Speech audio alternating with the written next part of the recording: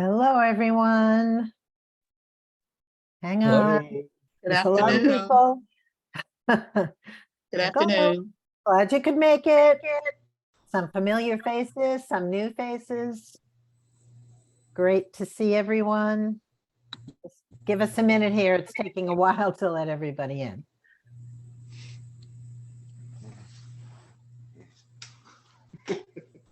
Including Maestro. We can't start without him, so.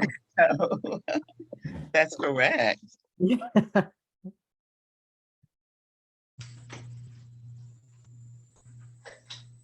Okay.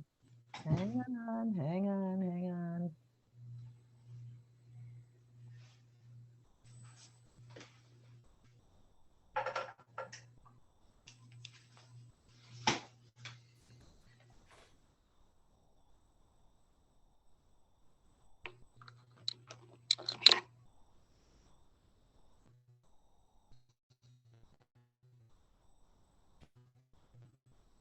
Still admitting. Sorry, bear with me, please.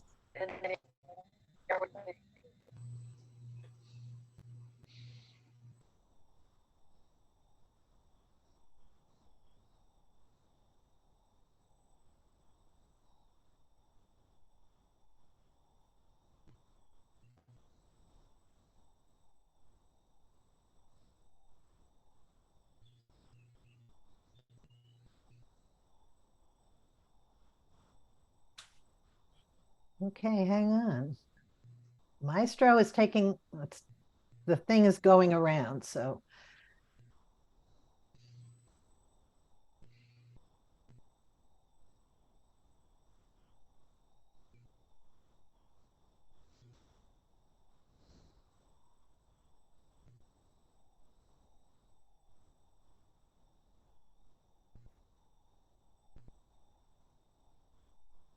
Okay, I'm very sorry about this. I'm gonna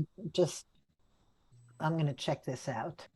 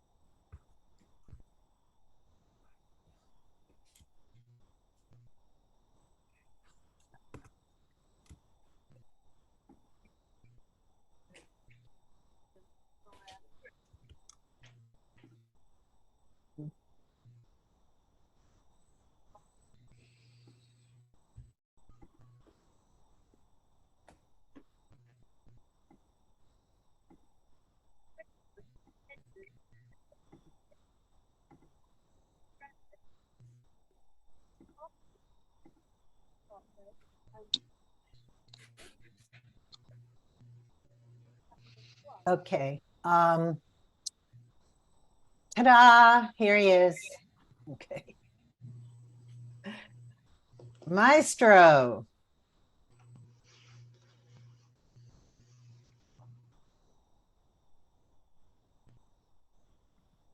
Maestro? Got it. Yay, okay. This newfangled stuff. Totally, okay. Thank Sorry, you guys. everyone for your patience. Much appreciated. Okay, so without further ado, we have a question from Janelle Renee, who is asking about tips for people of how you maintain your elegant style for 60 years and counting. How do you do that? Okay, well, as you know, I'm about this far from 87. And at some point, you've seen some early pictures when I was 11 and 12. I was wearing a vest and a tie to the 3rd grade. So I've been working on this stuff for a long time, and I'm finally getting it right. So hang in, I got more chances, so don't go away yet. Right. Definitely a lead by example. Mr. Favara. Hi. Yes, thank you very much for the Nordstrom's ad. Oh, no worries. And I got you a nice pocket square too. So we keep trading back and forth. It's So all coming. Thank you. it was good to see you in Austin. It was awesome. I really enjoyed it. Thank you for coming to our city. My question Yeah. is, when you're approaching your instrument and you're playing with a drummer versus when you're playing in your Golden Striker trio or without a drummer, how does that change your playing? What do you do differently?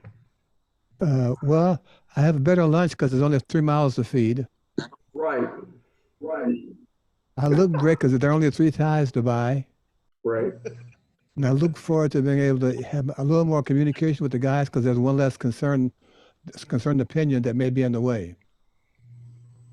Excellent. Enough of the serious answers. I play the same way, only I know that it's easier for them to hear me because there's one less sound on the stage to get messed up with this audio or the engineers who want to make the trio or quartet by them moving the knobs and stuff like that. But my basic playing is the same. It does give me a little more range of the instrument because there's not another sound in my range vis-a-vis the drums. Other than that, I don't wear special shoes. I don't wear special, I don't pick up the tabs from everybody else. It's like a normal trio gig. Cool. Well, I really wanted to say how beautiful it was when you Thank you. reached across the stage and thanked everyone. It's at the end of the show. necessary. It was very necessary. It was great. Thank you. I Thank don't you. want to. Yes, sir. Thank you so much, Tom. Mr. Farquhar. Hi, how you doing, Mr. Carter? Very well. I just wanted to ask you, what advice would you have for me? I'm 17 and I want to move to New York City next year. I'm still kind of deciding if I want to pursue the drums or study film at college, but I know I want to move to New York City. And I guess what advice would you have to me in terms of me moving to New York and also kind of like making my mark, so to speak? Okay, let me go answer backwards. To make your mark in New York, you got to really be better than good. I don't know you. I don't know your skill level. I just know the New York level. Everybody who's good comes to New York because they think the best players or whatever they do is here. That may or may not be true depending on who's looking and who's answering the question. But I would tell you, you got to believe that you belong here, not just because you're excited about the possibility. Number one, you got to decide, what do you want to do? I moved to New York in 1959. I graduated from undergraduate school in Eastman School of Music, June 1959, and moved to New York in August of the same year because I was told I belonged here. And I got talked into it by me. I believed that I could work here. I was looking for work. I just graduated, had no money, had a lot of leftover enthusiasm, and ultimately went to Manhattan School of Music for a master's in string bass. I was already working by that time. I had some Randy Weston gigs and Herbie Mann stuff. So I was already pretty active. I came to New York with a plan. Number one, I belonged here. And two, I know what I wanted to do. to play jazz bass. If you come to New York, you need to have those kind of items guaranteed, that you want to be here because it's what you need to do and what your focus is going to be. Otherwise, you'd be stumbling around needlessly for what? Come on. Right. Thank you so much. Okay. Okay. Yes. Yes. From Mr. DeRay, can you please explain when we should use major or minor tenths and major minor double stops on the double bass? It depends on what the chord is. It depends on how the bass sounds that day. Mhm. Depends on if you're playing by yourself or with a guitar player or a piano player who may cover those same notes. Okay. And it depends on where you are on the bass that makes those intervals physically more convenient. Okay. Great answer. There's a lot of choices. It I was- just picked it the was right. nice- All you got to do is it not was find the right time. Hi. Hi. It was nice seeing you in Montreal. Yes. It Awesome. was Yeah, we had a great. good time. It's a good band. It was fun. Yeah. Eh? Yeah, yeah. Well, an excellent concert. Thank you. You're welcome. Now, I hope I'm pronouncing this name Raymond, correctly. great T-shirt, Raymond. Oh, let's see the t-shirt. All right. That's a vintage one, actually. Yeah, man. Very good. Thank you. Maybe we'll bring it back. Mr. Kiemba, did I say that correctly? Hi, can you hear me? Hey, Ron. Yes. Yes, Mr. Carter, how are you today? I'm fine. Doing good too. I just wanted to ask about how other bass players from different genres may have affected your approach to playing jazz music. That's a very easy question. None, Why do you say that?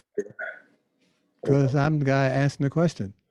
I'm maybe a little frivolous now, a little New York humorish, and I'm sure your last question was equally New York humorish. I'm answering the question because of what you asked me. I can say it differently so you won't feel so embarrassed, and don't feel terrible, man. I don't I'm feel known terrible. for being. Wait. I'm known for saying the first thing that comes to my mouth, so that's why I play F sharp on the D flat. I love that shit, man. Okay. Having said that, Yes. I appreciate all their styles. I'm always amazed at the consistency that James Brown's bass players did all those years, Bootsy Collins, how they would keep those zones going all night, given the environment, the routine of it. I know those gigs. I'm impressed by folk singing bass players who can't play but so loud because they're generally not amplified, and it's always a general quiet sound.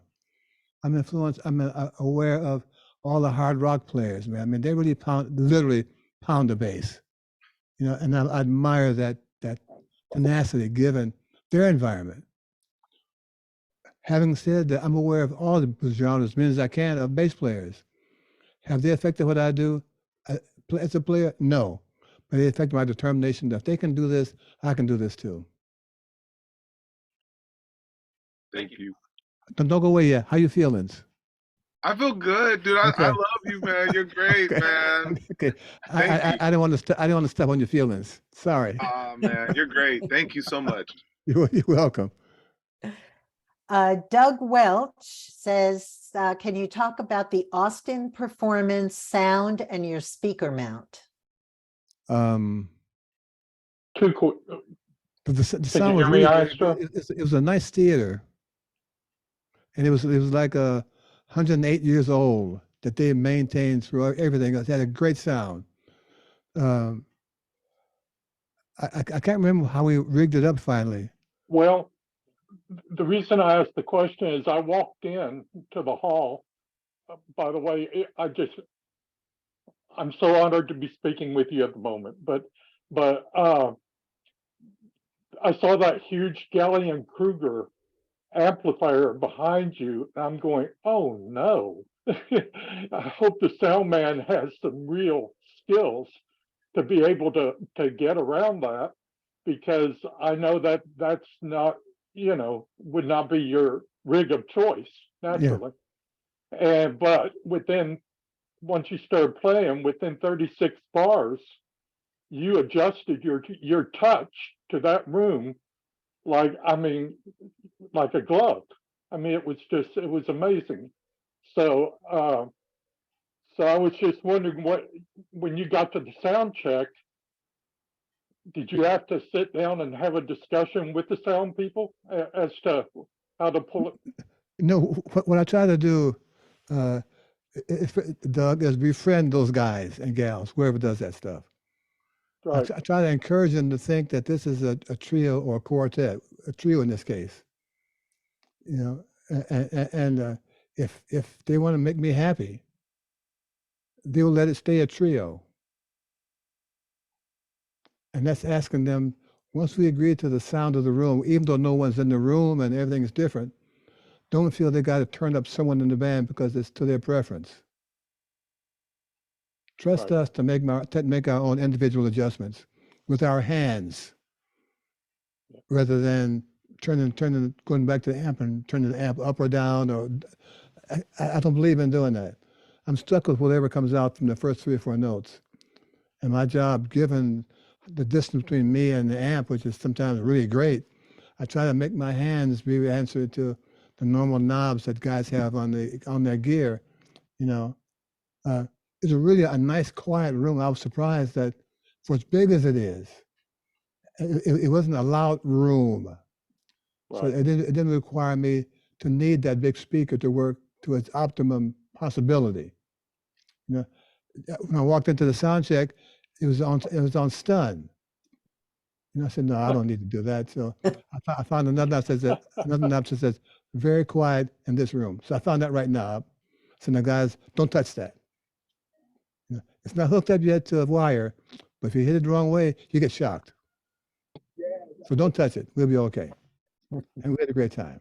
Well, your personal rig, when you take it out and you've got it mounted, as Yes, you can see over my shoulder, I've kind of emulated you a little bit there. it works Here- great because the sound is right Yeah. here, man. I love that Right. immediacy of the sound. But do you have it on a platform, or have you put a screw from your Stand. tripod up into the bottom of it? Yes, basically, yes. Okay, It's a plate on the stand. right. And my Epiphonic gear fits right in this plate. Okay, So I have an earlier Galen Kruger where I had a plate installed on the bottom of the metal cabinet. yeah, And that was attached, that was hooked up to my stand that I could just screw in like this with the small flat screws on the bottom of my plate on my stand that was held in my 12-inch Galen Kruger metal Yeah, we're doing a Zoom meeting. gear.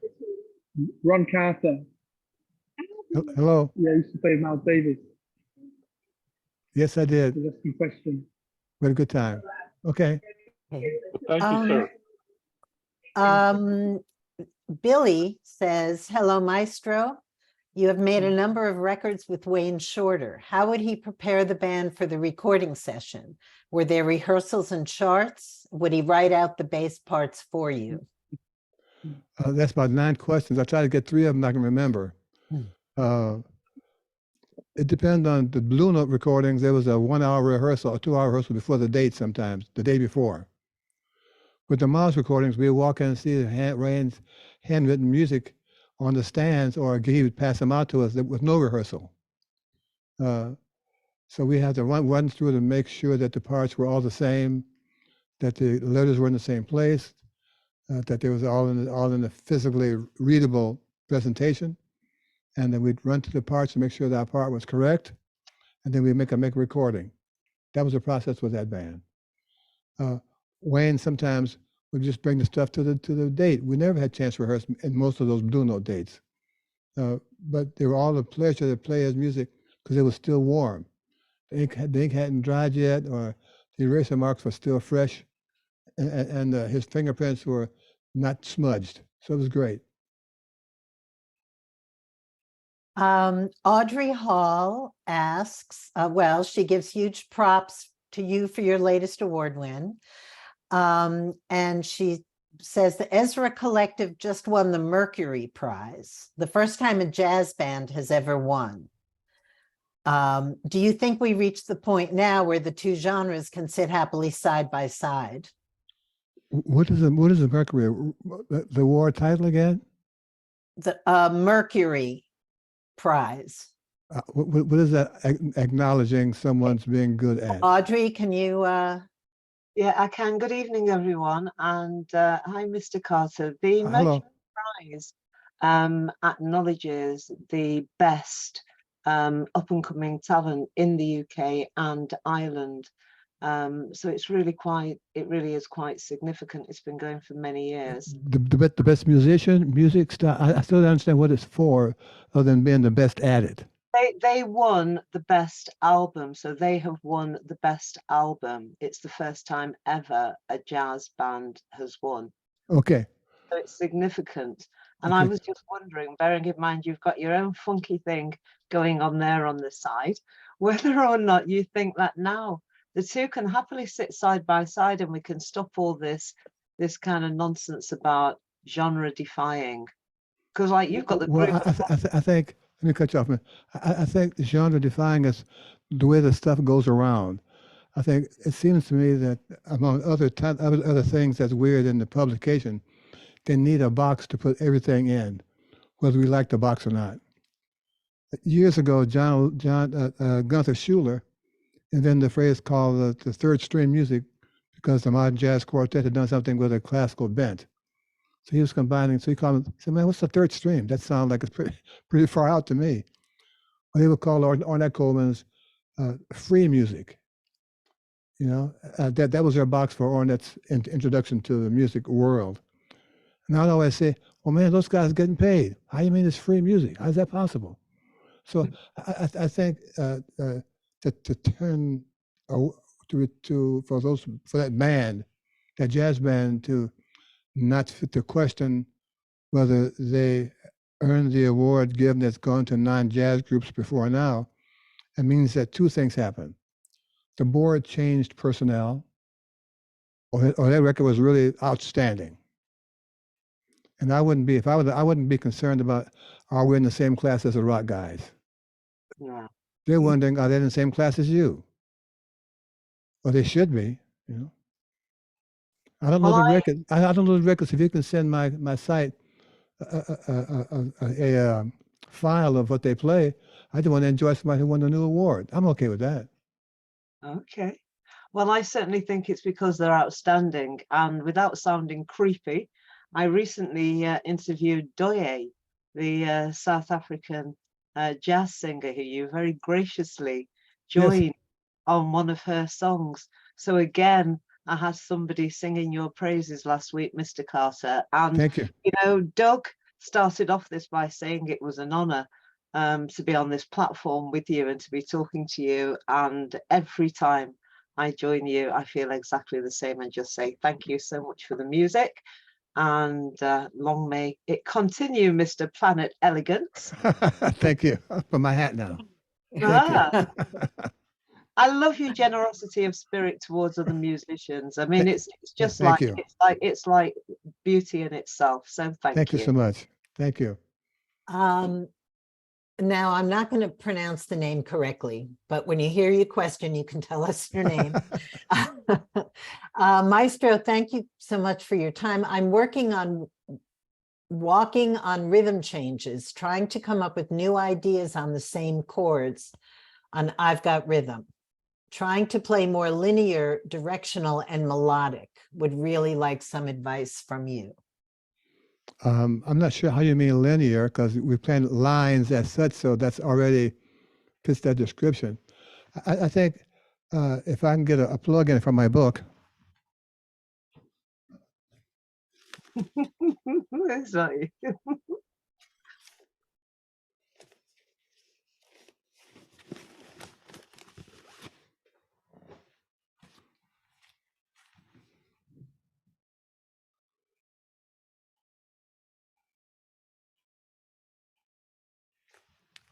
On page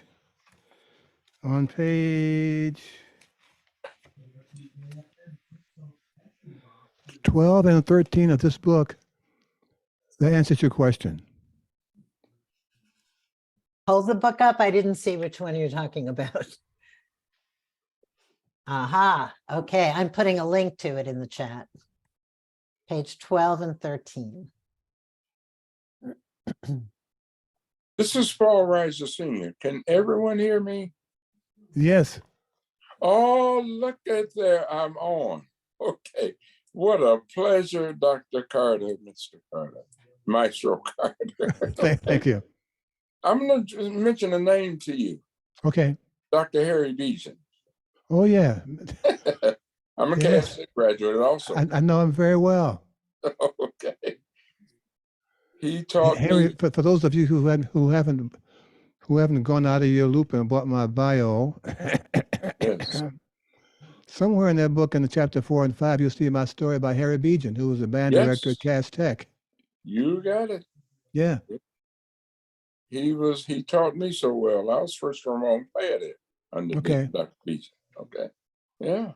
Yeah, I played B flat, I played E flat clarinet in the concert band, Yes. B flat clarinet in the B flat clarinet in the B flat clarinet in the other band, Yes. saxophone in the marching band, Yes. and string bass in the Cass Tech Orchestra.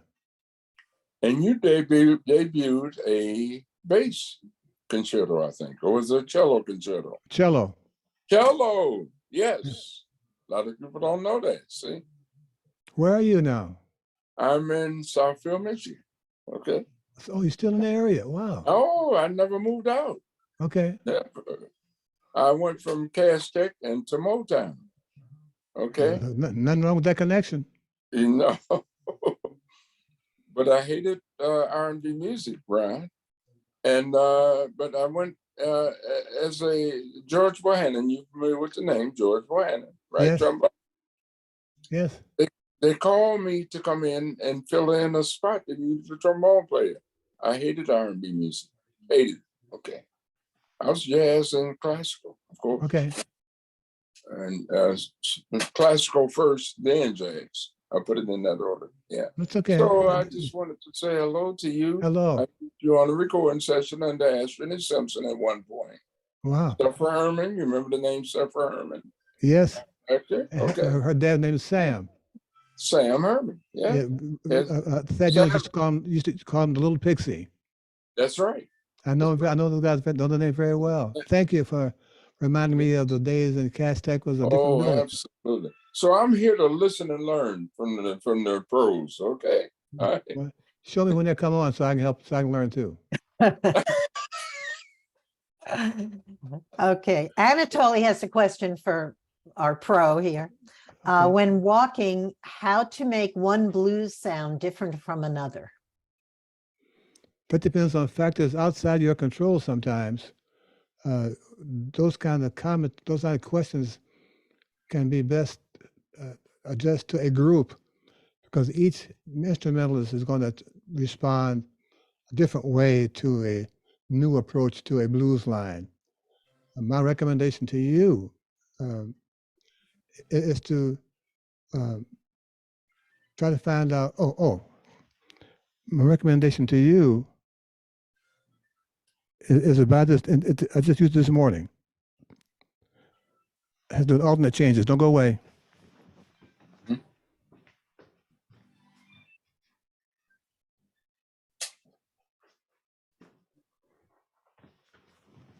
It's called Behind the Changes.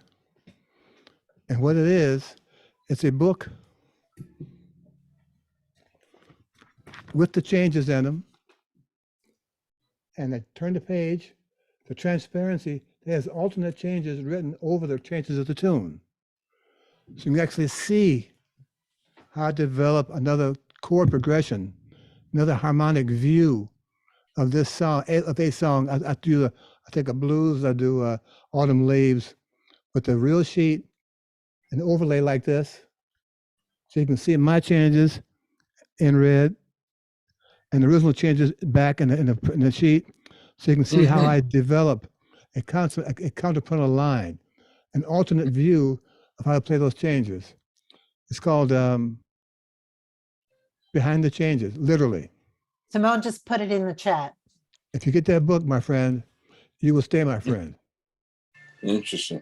Yeah. Thank you very much. Thank you. Okay, oops, sorry, I just scrolled. When you were playing Fender bass, did you get your influence from James Jamerson and Chuck Rainey? Mm, No, Mm.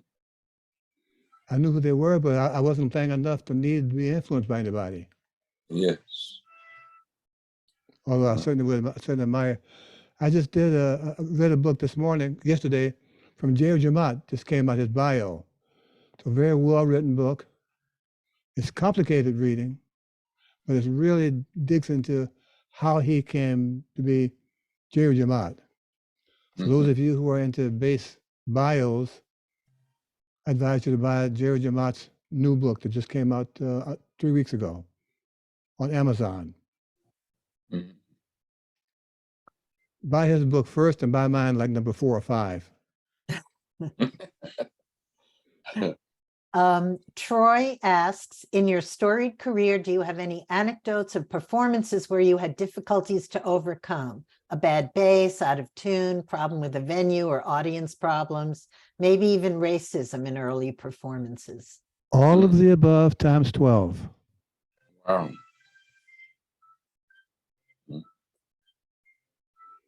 Okay.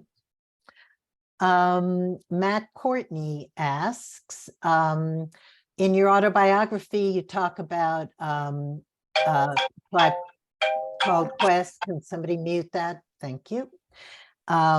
This collaboration truly helped change the soundscape of music, and I would love to hear you speak more on how you and Q-Tip made it happen. This is I got a phone call from this person named Q-Tip. I walk in from school, teaching all day.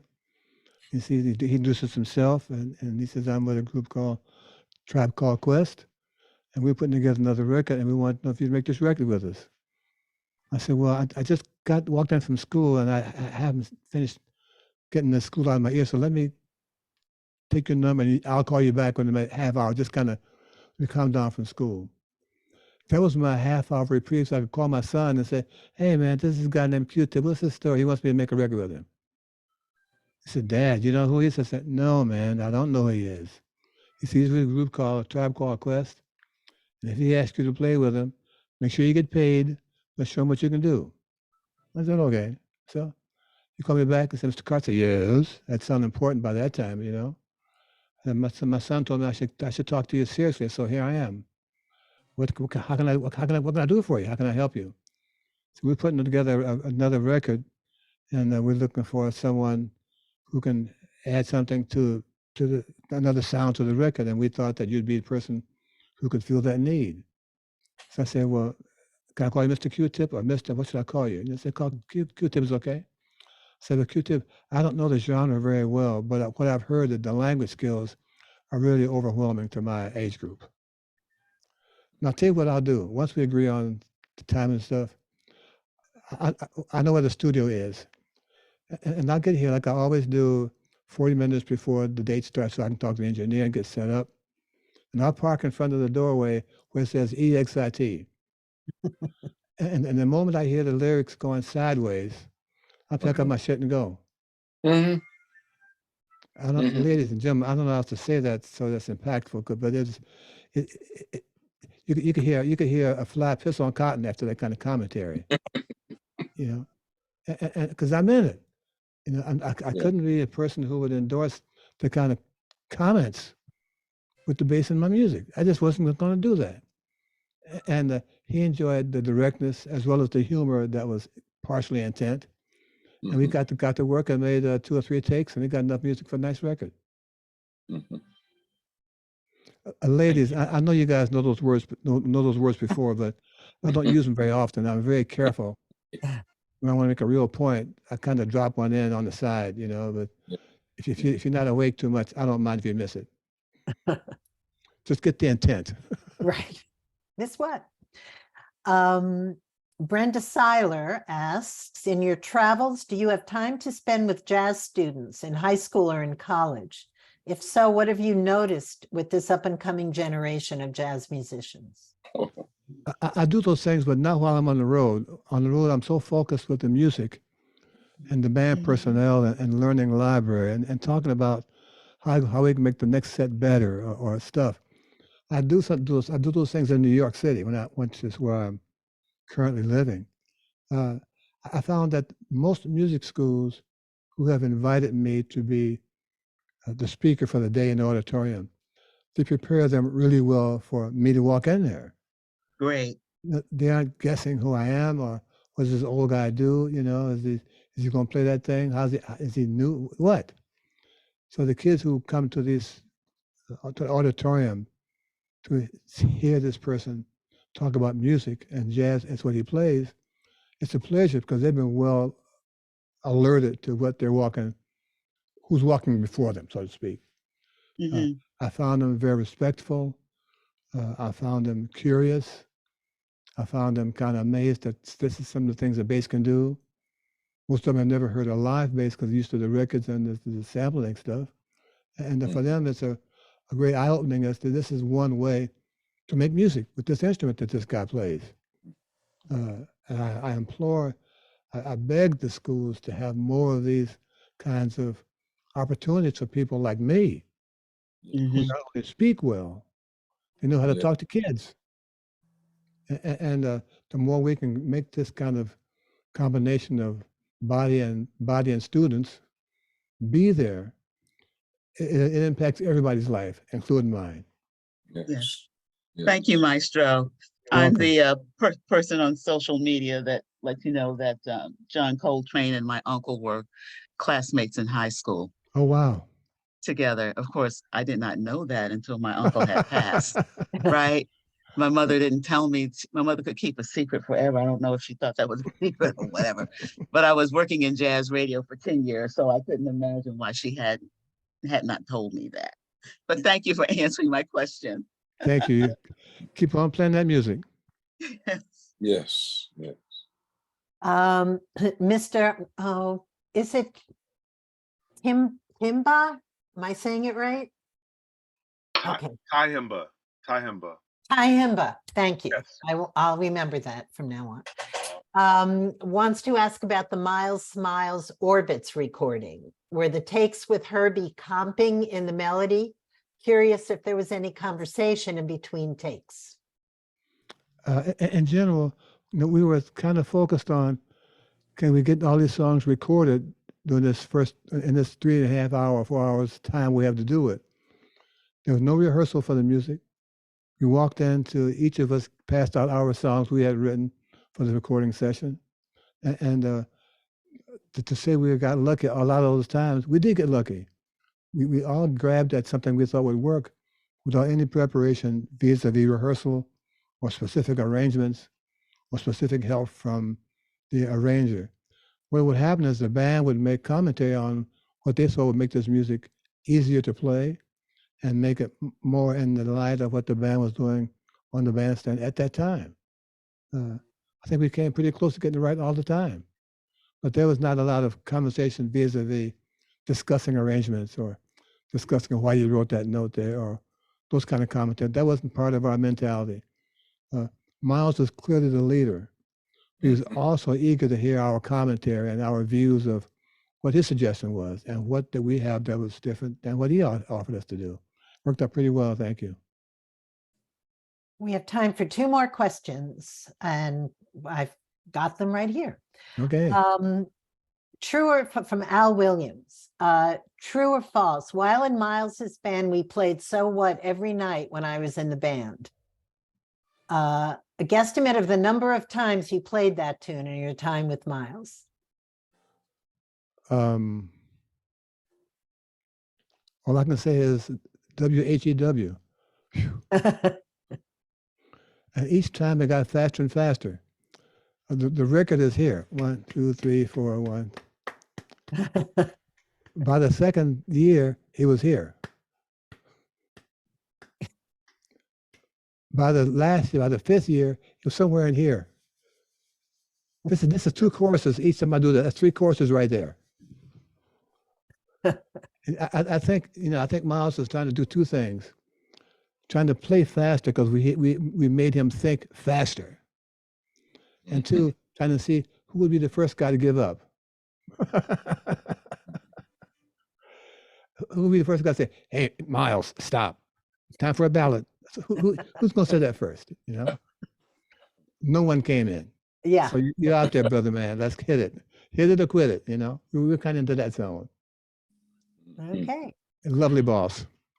And from Gustavo Wolf, any tips for jazz guitarists? What do you like most playing with Mr. Malone? He trusts my judgment. When I say he's playing sharp, he retunes the fucking guitar. They didn't want to hear that kind of stuff. I used to tell Jim, I said, "Jim, you're a little bit sharp." He said, "Oh, wow, I didn't know." Jim, please. You know, because of that kind of everything. Husband and wife kind of argument, but the love is so great, it's fine. Hello, Miss Cruz. Jim was a special person. You know, he played with a pick, but never sounded like that. And I never understood how he could get that articulation with this pick going like this, you know? And I said, man, how's this guy doing that, you know? I wasn't going to ask him because I'm supposed to know those answers. So I said, okay, I just count the tune off, man. Let's stomp this sucker off. Let's get it going, you know? Just a moment I was listening to the Village West record. Had some students waiting for a lesson, and so they got earlier, so I put this record on, and they hadn't heard it yet. Boy, Jim sounds just superb on this record, just great. So Jim Hall, Ron Carter, live at the Village West. Nice record. On the YouTube channel. Yeah, okay, there you go. Okay, wow, thanks so much, everyone. And sorry I'm late. I somehow set my hint of what the Zoom site would be was not correct, and I'm glad you guys waited around and trusted that I wasn't taking a nap. I wasn't, playing the numbers or going through that kind of stuff. No, I was just trying to get to you guys. Thank you for waiting, and I look forward to seeing you the next time. And Thank you, next Maestro. time, the ladies ask a question. Come on, Gals, you got a question? That lets you know all the answers. Maybe you can share with us. Penny Am and I on? Maestro, can we Yeah. get to Jesse Marshall's question as the last one, please? Okay, Thank you. Okay. Yes, Jesse, for speak. the jazz beginners here, in what order would you recommend to learn scales, and in what mode order? I'm not a practitioner of using scales to play. What was your first name, please? Jesse? It's Jesse. Jesse. Yeah, people do that. Unfortunately, Jesse, when they analyze my bass lines, they see them as a scale. I see them as steps to play different chords. I'm not a scale player. And I tell those people, you want some scales? Go to the fish market. Arpeggios. Yeah. You got tons of scales there, Scales for days. I'd rather see a person get involved in what alternate chords can I play on this melody, not trying to find a scale that in theory is supposed to make them all string together like this. Yeah. I like this, man. Mm-hmm. I'm not a fan of this. And I don't believe that those guys who bang out scales are emotional enough in their chord and their harmony. I like chords that make you blink. Now, a scale is like this. Get out of here. Sit next. I feel like that. One guy who has colors in his mind, or a gal who develops ideas based on what kind of harmony, what kind of chord makes this sound different. Yes. Not what note of the scale or of the mode, And I hear I think of Curtis Fuller. He wrote a song called A la Mode. Yeah. It's a great song and it's a great dessert. Spring pie, cherry pie, and ice cream. A pie a la mode. Having said that, and I don't mean to sound just facetious, but I think that's gone wrong with music. Analysis is one thing to see how it can work. Yeah. But the guys who play scales ignore the harmonic implications of those notes they pick. It's unfortunate that they missed the point for me. Sir Ron, would you say chords and inversions of chords? Yes. Yeah. Okay. My book explains that perfectly, page 12 and 13. Yeah. For the building the bass line and bass line for working jazz bass player. It explains the choices you have in these chord options. There are so many choices. Yeah. Yeah. Not a scale. I don't know what that's scale. Go to fish market, man. They got a lot of scales there for you. Maestro, Maestro, Hey, Paul Ron? Reiser here. Can I? Yes, Maestro, Paul Reiser here. You've taken other instruments outside of bass and whatnot. Do you feel like cellos, clarinets, as you spoke of, playing other instruments have allowed you to gain more facility as far as melody on the bass, as opposed to just such straight playing? No, Did that? no, I think,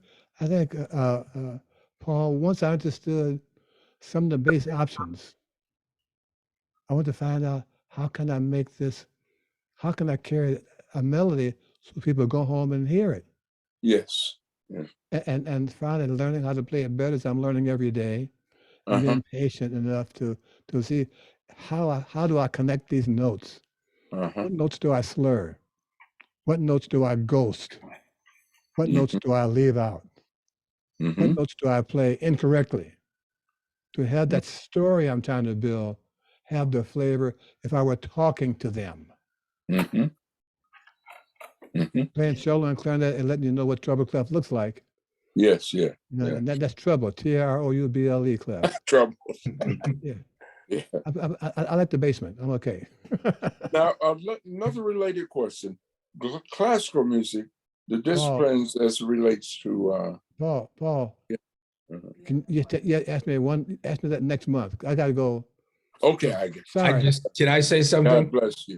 God bless you. I just wanted, Maestro, I just wanted to say, I've been playing Skyline for the past month, and Ahmed the Terrible is just a fabulous song. Thank you. Yes, it's a good record. Good disc. This painting was done by Gail Fulton Ross back in 1986. Oh, wow. And my late father left this to me. This used to hang in his study, and now it's in my office here. So I just. Yeah, isn't that great? Yeah. Thank you. Thank you. Thanks so much, everybody. We really Thank you for appreciate everything, it. Maestro. Thank you for the Love you, magic. Mr. Ron. Love you, brother. Thanks, Ron. Jesse, I'll see you next week, next month at the next talk. Thank you. Thank you. Thank you, Penny. Bye. Yeah, Thank you, thank Penny. you. You're so much, great. Maestro. Thank you very much. Good evening, everyone. Thank you. God Thank bless. you.